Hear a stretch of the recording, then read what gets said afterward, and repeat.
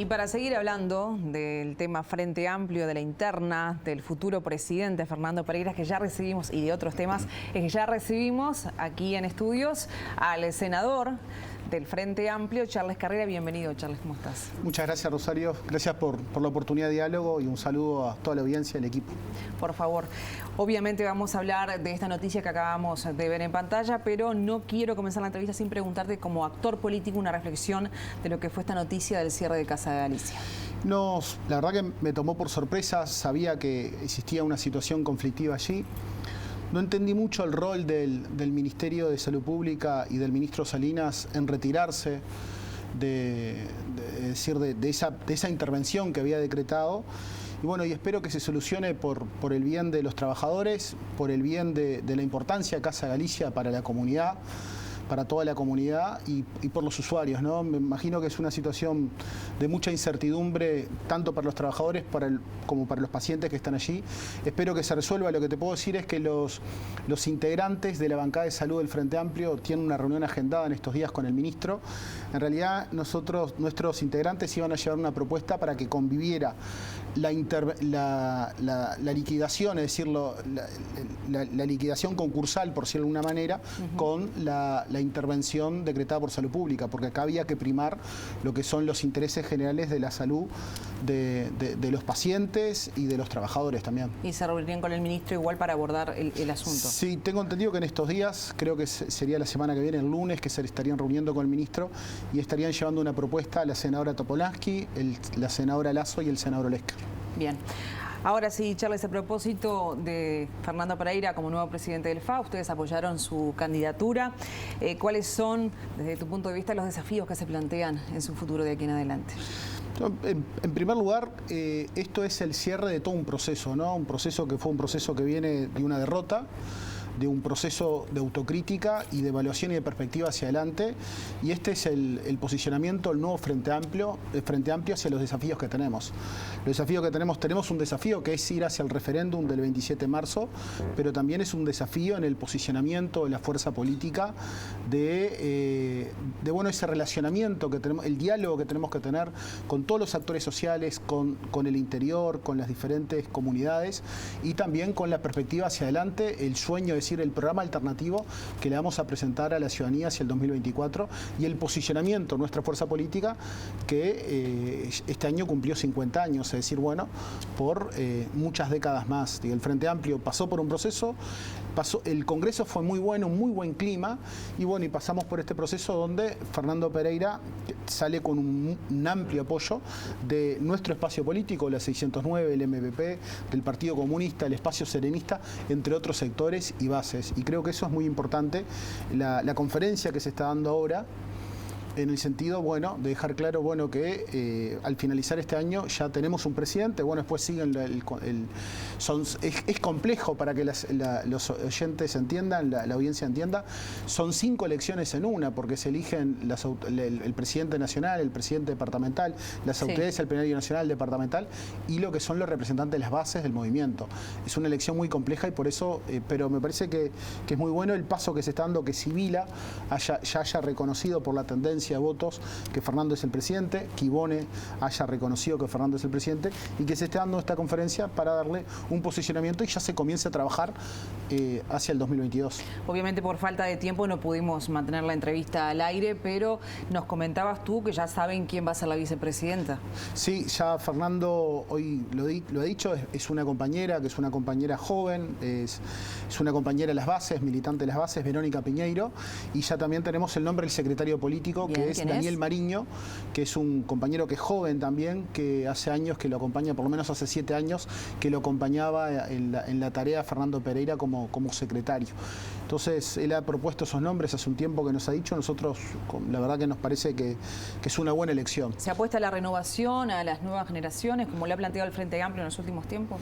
Se apuesta, yo creo que, nosotros, las fortalezas nuestras es que somos un grupo de personas, hay compañeros más veteranos que tienen más historia y otros compañeros más jóvenes, pero se apuesta a eso, a la renovación generacional en todo sentido, pero no nos olvidemos que la fortaleza nuestra es ese mix mix que somos, compañeros con mucha trayectoria que vienen desde el 71 y después, bueno, hay compañeros que nos fuimos sumando en este camino.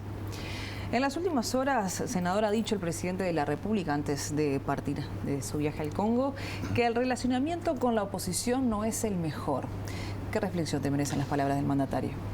Y nosotros lo que podemos decir como oposición, que sí, que es, pero no de parte nuestra. Es decir, el Frente Amplio ha tirado muchas líneas y muchos puentes, ha tratado de cumplir con el rol que tiene desde lo parlamentario, pero lamentablemente del otro lado no vemos que se nos dé lugar o el reconocimiento a la propia fuerza política. Te puedo decir, el Parlamento está prácticamente paralizado.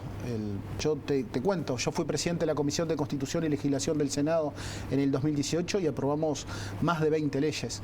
En este año, con suerte, me tocó ser presidente, representando al principal partido del Uruguay, que es el Frente Amplio, y creo que aprobamos 4 leyes. Digo así, hay una coalición que lo único que los unió fue llegar al gobierno y sacar el Frente Amplio del gobierno, porque después no tienen una comunión de ideas, porque te mandan las leyes, esas leyes llegan al Parlamento y no hay consensos. Y no hay un consenso. Entonces allí tenemos esos problemas. Hace poco se votó la ley forestal, que es una ley que en nuestra opinión era constitucional, es necesaria para seguir desarrollándose de las diferentes políticas productivas del país, y el presidente lo vetó. El presidente envió una ley ómnibus, que es esta ley que llevamos a referéndum, que tiene 476 artículos. Nosotros estamos llevando a referéndum lo peor de la LUC, que son los 135 artículos, pero en 72 días no se pueden dar los debates adecuados. Es decir, se hizo una profunda reforma al Estado por un mecanismo que es profundamente antidemocrático. No lo decimos nosotros, lo dicen los expertos, los cientistas políticos que estudian estos tipos de leyes. ¿Era necesario hacer una reforma de esa magnitud en un momento donde existía pandemia, donde la preocupación de los uruguayos estaba en los temas de salud? Teníamos una incertidumbre total luchando contra un enemigo invisible. No era necesario.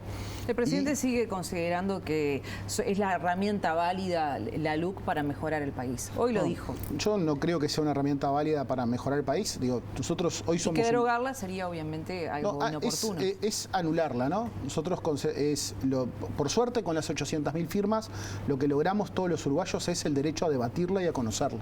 Es una ley que no se conoce, no es una ley popular, no se conoce. Las encuestas de opinión te dicen que la conocen el 30% de los uruguayos. Entonces, es una ley que no tiene instrumentos para la mejora de la situación del país. Si cerramos los ojos y vamos hacia atrás, es decir, el país está peor no solamente por esta ley, sino por un conjunto de políticas públicas que se desarrollaron en la ley de presupuesto, que son de recortes. Se recortaron políticas. Uno recorre el país y la preocupación de los uruguayos es la falta de medicamentos, la falta de vivienda. Hay un profundo recorte en las políticas de vivienda, hay recortes en las políticas de educación, hay recortes en las políticas de seguridad. Si se dice que la seguridad es una prioridad, se recortaron 1.300 millones de pesos. Se dice que la seguridad es una prioridad, pero no se trabaja por la dignificación del trabajador policial. Es decir, el trabajador policial no tuvo aumentos desde el comienzo de la administración Larrañaga. Pero no existía una dignificación de lo que es, por ejemplo, una dignificación del trabajador policial es un aumento salarial, es un reconocimiento en lo que tenga el equipamiento. Es decir, hace poco nos enteramos que los trabajadores policiales tienen los chalecos vencidos, es decir, no tuvieron han tenido pérdida de salario como han tenido todos los trabajadores públicos de este país. Como han tenido pérdida de salario los jubilados y los pensionistas. Es una situación compleja y bueno, la LUC en conjunto con estas otras leyes es una ley que ha tenido, en nuestra opinión, estos 135 artículos es lo más negativo. Pero también aprovecho, Rosario, para decir que nosotros no estamos llevando a referéndum la gestión de gobierno. Es decir, el presidente culminará su mandato el 1 de marzo del 2025. Lo que estamos llevando a referéndum son 135 artículos, que decimos que es lo peor de la ley de urgente consideración, y nosotros nos estamos llevando a referéndum, por ejemplo, la gestión del ministro Heber. Luego del referéndum, el ministro Heber seguirá siendo ministro del Interior. Lo que nosotros queremos es que se informe, queremos un debate de ideas, y a partir de allí que se vote. Y nosotros estamos convocando a que se vote por sí, no solamente el Frente Amplio, ¿no? Hay un conjunto de organizaciones sociales, sindicales y políticas. Está el Frente Amplio, pero hay militantes del Partido Nacional y Partido Colorado que están militando también en esta tarea. ¿Puede ser el resultado de ese referéndum una especie de termómetro de elecciones nacionales las que se vienen? No, digo, después del 27 de marzo seguirán siendo las autoridades. Sí, lo que creo es que a partir de ahí lo que puede pasar es que vendrán algunas reformas que serán muy negativas para el país. La reforma de seguridad social, en los aspectos que se está tratando y se está proponiendo, es negativa. Subir la edad de jubilación a 65 años, maximizar las AFAP, que haya en más sectores de la seguridad social es malo. Por ejemplo, esto de los combustibles, es decir, que las 800.000 firmas frenaron las subas constantes de los combustibles, pero bueno, veremos cómo vendrá esa y otras reformas luego el 27 de marzo. Yo creo que es eso, es decir, pero no es un referéndum. Nosotros no estamos llevando, acá en el Uruguay no hay elecciones a medio camino, los legisladores seguiremos siendo los mismos hasta el 15 de febrero del 2025. Volviendo al tema del relacionamiento con el gobierno, a propósito del tema, lo que sí elogió fue a Fernando Pereira como futuro presidente del Frente Amplio, y esto sí puede mejorar este diálogo que se hace necesario en el sistema político. Sin lugar a dudas, Fernando es una persona que tiene capacidad de diálogo, ha tenido diálogos con el presidente y esperemos, nosotros queremos tener diálogo, porque más allá que tengamos muchas diferencias, nosotros creemos que hay sectores de políticas públicas que hay que generar políticas de Estado. Por ejemplo, en materia de seguridad hay que generar políticas de Estado, tenemos que dejar que la seguridad sea un botín electoral. En materia de seguridad hay que discutir algunos temas en materia de infraestructura. El Frente Amplio no pudo concretarlo durante sus 15 años de gobierno. En algunos casos pudimos concretar diálogo. Yo creo que en la segunda administración del Frente Amplio, bajo el mandato del presidente Mujica, de Pepe, se logró una participación ciudadana, se lograron acuerdos en varias áreas. Por ejemplo, todo el acuerdo energético que se logró, se llevó a cabo. En materia de seguridad se llevó un acuerdo que se llevó se cumplió con ese acuerdo en esa etapa. Por ejemplo, existió la coparticipación, es decir, integrantes del Partido Nacional y del Partido Colorado participaron en las empresas públicas. Yo creo que eso se logró, todo lo que se logró con los intendentes, el desarrollo del interior que se logró con el Frente Amplio bajo la administración del presidente Mujica, se lograron. Yo creo que hoy lo que tenemos es un gobierno que no está dialogando, porque por más que te digan, si yo te digo que el Parlamento está paralizado, es decir, si yo te digo que no se contestan los pedidos de informes que hacemos, si yo te digo que tuvimos que recurrir a la justicia en 2 oportunidades para poder acceder a información acerca de un acuerdo inconstitucional, ilegal, inconveniente para el país, como el acuerdo Uruguay-Cataunatí, ese acuerdo se celebró sin informes jurídicos, sin informes económicos, sin dar cuenta a nadie. Se actuó como si fueran los propietarios del puerto Montevideo y dándole un monopolio ilegal e inconstitucional a esta empresa privada. Tuvimos que recurrir a la justicia para poder acceder a la información. Fuimos a una interpelación. El ministro no fueron satisfactorias las respuestas y ahora, bueno, está en un proceso judicial, se hizo una denuncia penal que se desencadenará a partir de febrero del año que viene. Bien, senador, ya para finalizar, ¿qué opinión le merece este viaje que realiza el presidente al Congo para compartir Navidad junto con el contingente uruguayo apostado allí?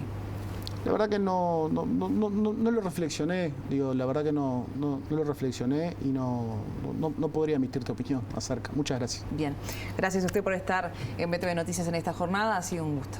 Muchas gracias y saludos a la audiencia. Que pase muy bien, felicidades. Muchas gracias.